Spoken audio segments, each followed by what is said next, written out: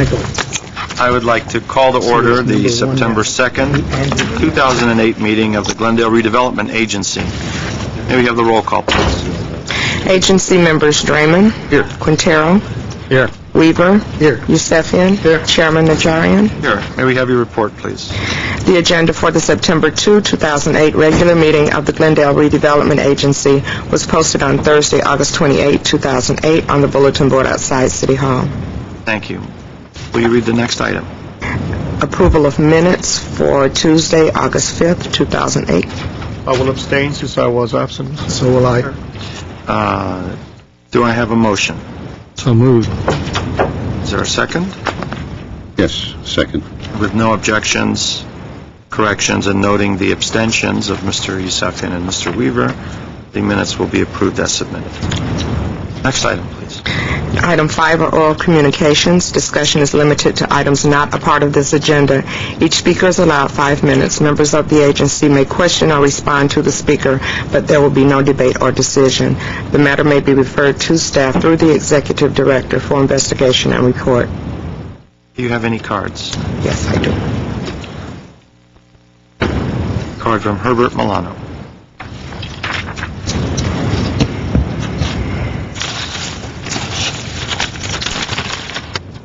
Good afternoon, members of the Redevelopment Agency, city staff. My name is Herbert Milano. Last week at the Joint Redevelopment Agency City Council, you had a couple of issues that were brought up with regard to exceptions on two different issues. One was the parking exceptions given to dorm flats, or in this case the college, which is renting from dorm flats, and the other is the exception to the in lieu fees for inclusionary housing given to Dr. Karamanukian. One of the questions that you were posing among yourselves was whether you should be addressing this issue individually for this particular case, or whether you should be defining policy. And you chose to take the issues one at a time, in other words, on a case-by-case basis. And it is my opinion that that is precisely the type of problems that many people tend to see that reduces the level of trust and confidence on our agencies, for several reasons. For the first one is that as a part-time board, I would imagine that it is your objective to actually set policy, and then if you need to change the policy, well, and due to new circumstances or economic situations that are occurring within the city, that you revise policy and then set policy for everyone. But that's not what we see. We see rules with regard to the number of parking spaces in certain zoning areas, which are then bypassed, or rules and policies that we set with regard to inclusionary housing, which are then bypassed. And the impression that I get is that we do not spend sufficient time in ensuring that the policies are reviewed with regard to the original objectives, but rather that this is a process of providing favors and providing exceptions for those individuals who happen to be well connected, or those individuals who happen to be given campaign contributions. Now, we are in a position where we do not know now, at least until the end of the year, what campaign contributions, if any, Dr. Karapetian provided to any of you. But knowing what I know about Form 460, I have seen way too many of those situations where I have seen the campaign contributions and eventually linked to some type of exception. I saw it in 421 Broadway, a fairly large building. It's right here. It's just about half a block away. The development that's taking place, 8 to 10 parking exceptions given, which allows this builder to build an additional 4 units. At $800,000, that's a good chunk of money. But at the same time, we have certain policies in place with regard to the way we establish our zoning, certain overall objectives that we have with regard to neighborhoods. But I see way too much of that. It almost seems to me, and pardon me for saying this, as if you have run for office primarily to facilitate and expedite, the needs of developers who are well connected to you, as opposed to reviewing the policies and ensuring that the policies fit some major overall objective and strategic objectives that were set well before that, years before. And I think that is primarily my overall concern, that the policies that are in place and the rationale for those policies are ignored, and the exceptions are basically addressed on a one-by-one basis. And I do not think that calls for good government, especially one that is a part-time commitment as you have, which in my opinion is about ensuring that good policies are set in place and that they are so well constructed that you can tell that pretty much everyone abides by it. And unfortunately, the steps that you took last week, I think, deteriorates that confidence from part of the public. Thank you very much. Thank you, Mr. Milano. Mr. Yusefian. Mr. Chair, it is my understanding when we talked about in lieu fee, we were talking about dealing with those two items separately. When we said one at a time, we didn't say one developer at a time. I thought we were going to just deal with Mr. Karamanukian, not Karapetian, two different last names, by the way, although we're close. One was Mr. Karamanukian's issue, and the other one was the policy at large, which we were going to bring back and discuss. Mm-hmm. Am I correct?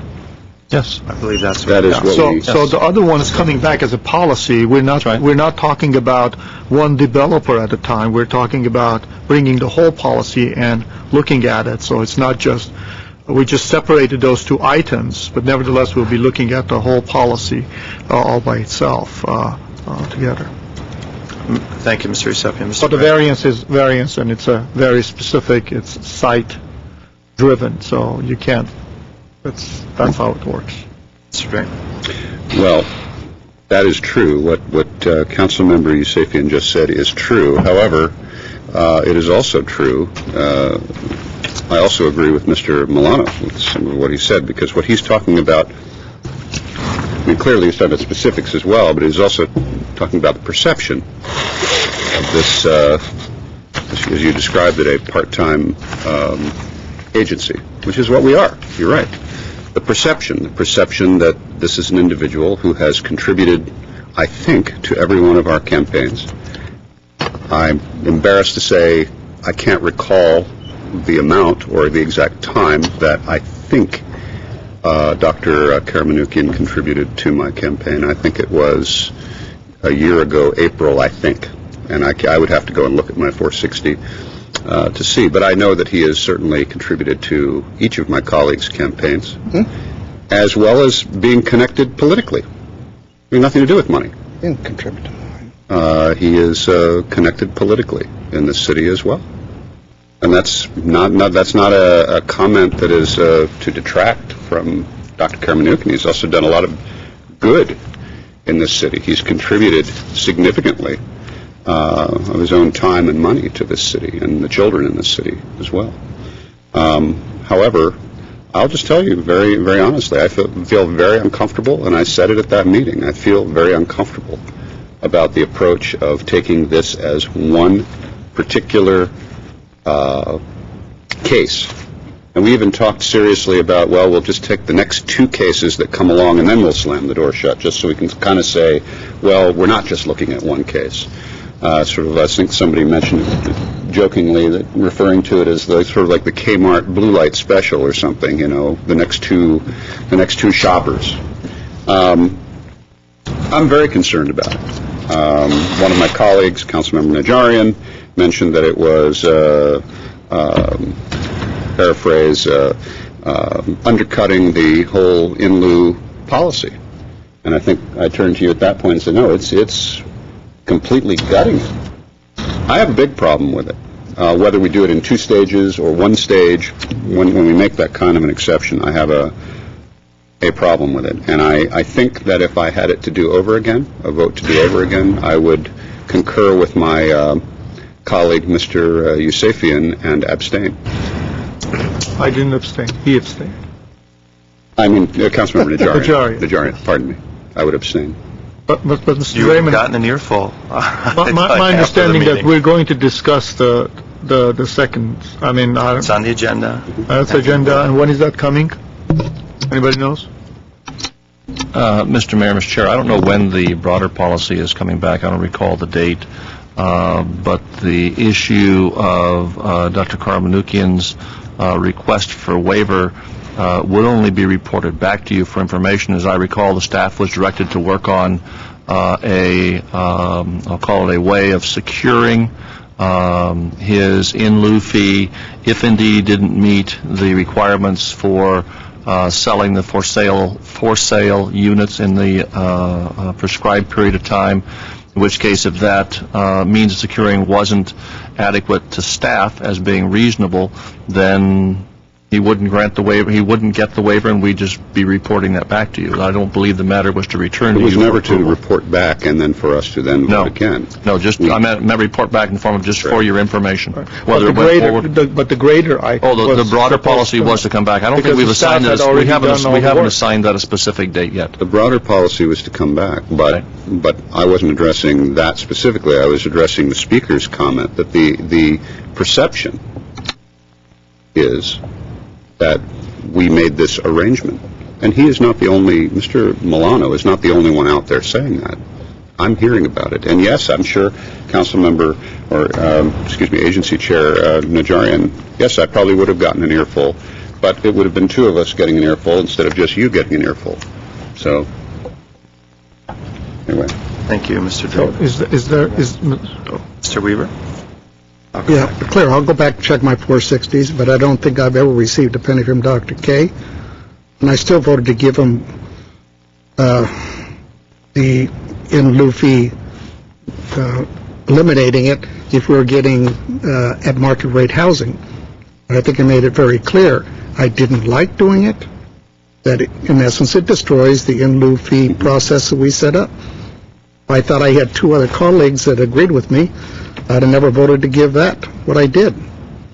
It's just the wrong process to go through. Every other developer's going to come in here and say, well, you give it to them, we have just as much a hardship, we've done a lot for Glendale too, give it to us. I think it was the wrong way, but the only way I could rationalize saying if we're getting market housing, it's at the expense of the in lieu fee for affordable. And so I went there. But if I thought there was two sitting here that thought the opposite, I would have been with them. Well, it looks like you do have. Thank you, Mr. Weaver. It looks like you do have. That's it.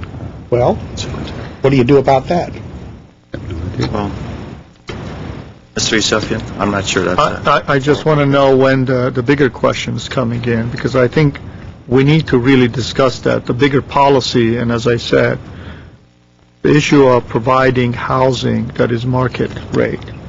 And the staff had done all the paperwork, so it's not that they have to go out there and rewrite the staff report. It's basically the same staff report. It's just that we did not have enough time to discuss the issue. So I'd like to know how soon we can get it back so we can discuss it. To see and I don't know offhand, but we'll target a date and let you know. Again, we've been focused on this issue, frankly. The staff, legal staff, we've got a very short window in which to resolve the Dr. K request, and our plan was, frankly, wrap that up and then we'd move on to this next broader policy item. Unless there's some direction to place the matter back on your agenda relative to Dr. K, then that's how we'd be proceeding. Oh, I don't even know how you go about that, to be honest with you. I'm interested in the broader or what? Well, you'd first have to place the matter on your agenda, and then you could conceivably take up a matter for reconsideration. It'd be a motion for rescission, but yeah, it's the same concept. Unless there, I would imagine, unless some agreement were reached with Dr. K and he relied on that to some extent, then I would think the matter is still available to place it on the agenda. But it's up to you. Oh, that sounds like city attorney speak, so I'll defer to Mr. Garcia. So if you wanted to put it back on the agenda, does that take a majority vote? One council person requesting? No. We've been there both ways. Let me just go to the city attorney and make sure we're talking about maybe 2 or 3 different types of issues here. So let's start with Mr. Weaver's question about what would it take to put something back on the agenda. Something new on the agenda or the old issue of what we did last week? I think what I'm hearing from Councilmember Weaver, Agency Chair Najarian, is whether a motion either to reconsider or rescind can be brought back. It would be a motion to rescind the action, and a council member can request that that be brought back. Does it take one council member or 3? Because we've been through this a week ago. Brown Act One requires 3. Or does it take 3? Just to place something on the agenda, it would take the request. I'm sorry. Your boss just told us last week that it takes 3 votes to get something on the agenda. Well, The Brown Act requires 3 votes. So I'd like to know, which I'm going to bring up this issue tonight, which is, we need to get this straight, because I've been here for 8 years. It's been 1 guy, then it's 2 council members, now it's 3. So I need to know what the rules are, so we can all play with the same rules. And we Go to can, Mr. Starbird first and then to Mr. Well, let me make this distinction, though, and Mr. Garcia or Ms. Van Meiden can correct me. I think what Scott said is the Brown Act allows, in the case last week, the mayor to get a collective consensus on whether a matter should be placed back on the agenda. That in itself is not a violation of the Brown Act. That's what correct. Scott was explaining. That's not to say it requires 3 votes to place a matter on the agenda. Right. You all have generally had a tradition or a policy of allowing 1 council member to request a matter to be placed on the agenda.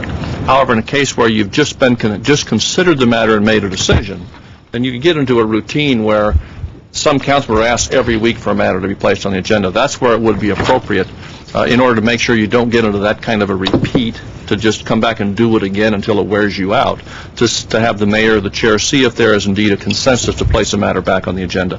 What Scott was pointing out is that is not a violation of the Brown Act to get that consensus, although that consensus is not required necessarily. Well, I'm going to bring that up tonight, because I think there needs to be something that we all agree on how we go about this. Right. Because last week I was literally thrown for a loop.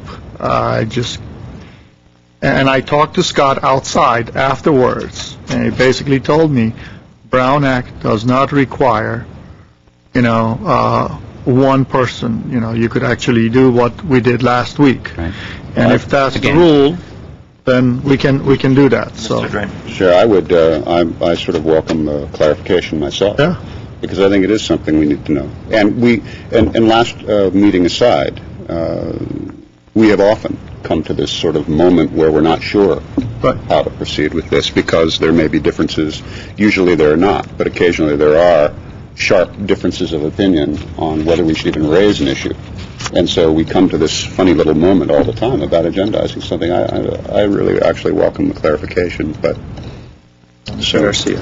I was just going to reiterate the point made by Mr. Starbird. I wasn't here, but I was actually watching the meeting last week, and that's what Mr. Howard was talking about, was can the council get a consensus of whether to put something on the agenda? Otherwise, it's at the discretion of the chairperson.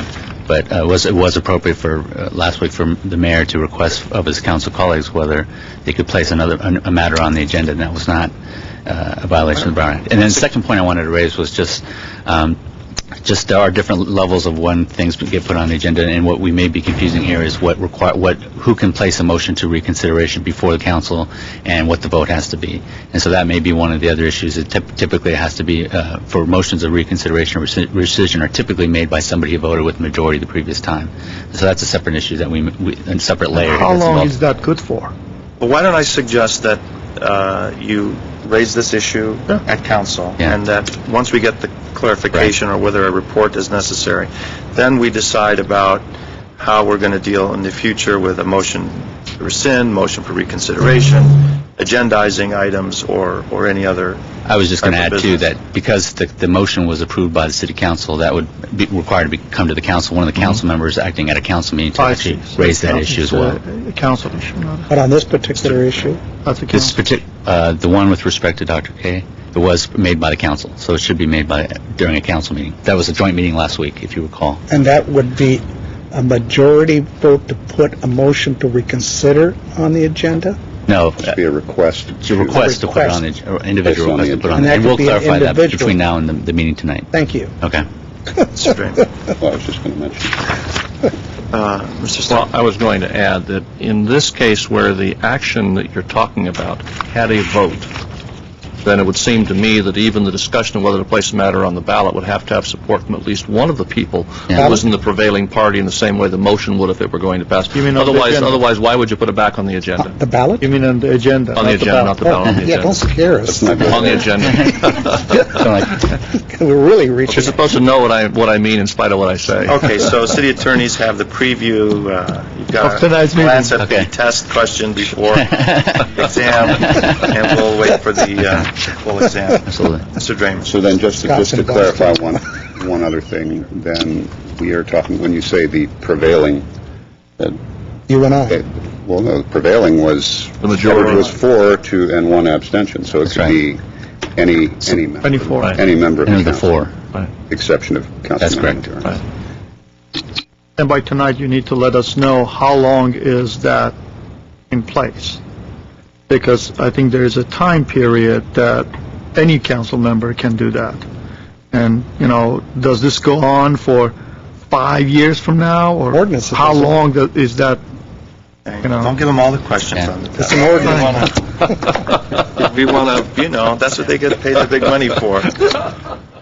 Okay. Thank provide the you, answer, thank just you don't for wanna your get into input, discussion. everyone on that item, and Mr. Milano for generating the discussion. The next item, please. Agency member or staff comments? We just did. Comments I know. that haven't been made. Move to adjourn. Second. Agency is adjourned. Okay.